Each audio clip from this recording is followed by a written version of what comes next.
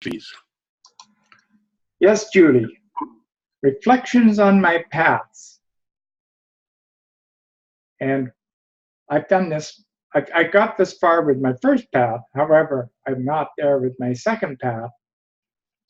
But the questions on the form, and many of you, for those of you who have not seen the new forms, they're very laid out very well, much better than the old ones.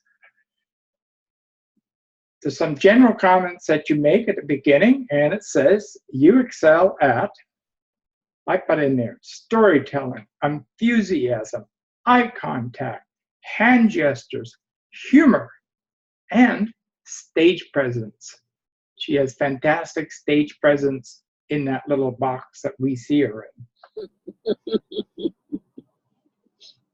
You might want to work on your volume of your equipment, because I have to turn, when you're speaking, I have to turn my volume up on my speaker slightly and then turn them down. And I've learned a little trick now is I break out my media control thing, and on my Zoom screen, I can quickly up and down that volume without having to hunt around for it. My challenge to you is be the first to get your Pathways DTM on the day that Firebirds Collective rolls out into Pathways.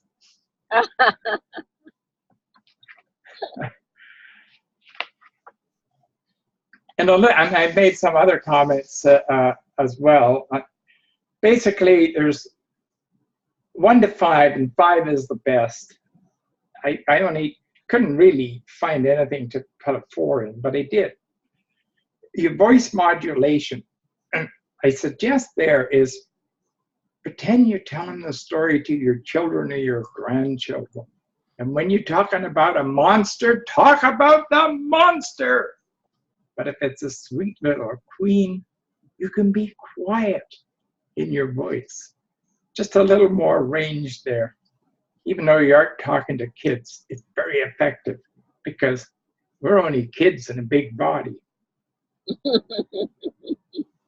And I felt really strongly that this particular presentation, because of your enthusiasm, you would have been better standing up in this at this time, because you could have worked your stage even more.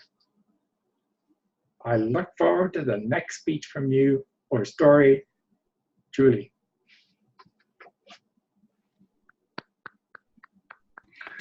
Thank you, Brian. I don't know whether Suda is... I'm here, Bruce.